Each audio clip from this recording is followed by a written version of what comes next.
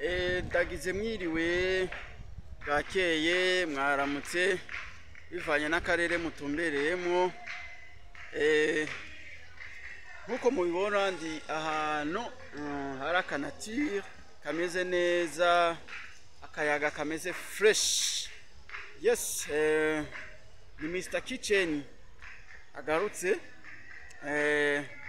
Twagomba dushikirize nk'itangazo canke ubutumwa ku bantu mukurikirana ibikorwa vya Kitchen Home.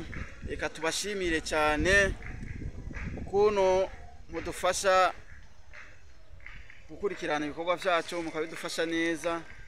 Rero kuri uyu mwanya tagira tubashikirize iki, tubashikirize yuko ubu tugiye kuza turakira abatumire mu kiganiro cha Kitchen Home. Abatumire azova mu mice itandukanye, mu migwi y'akaranga, mu bantu bikorera utwabo, eka mu migwi myinshi itandukanye.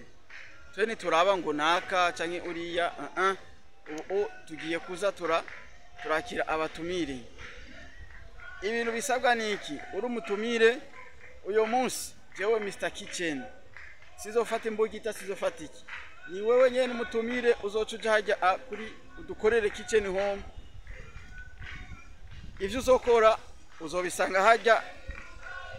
Ntibizosaba yuko ngo wowe ubanza utubwire ngo ushoboye iki cyangwa ushoboye iki. Wewe tuzokora tuganira ivyo usanzwe ukora wewe, ariko muri uwo mwanya nyene dukorana Kitchen Home, utegura ibifungurwa vya Kitchen Home kugira turabe tunonosore ubuhinga bwo guteka kandi tunguranye ubwenge ku bintu ugakemanyi uzoba watuzaniye muri ico kiganiro. Yes, nico nagoma ndabashikirize. Hama mubandanye mudufata mu mugongo.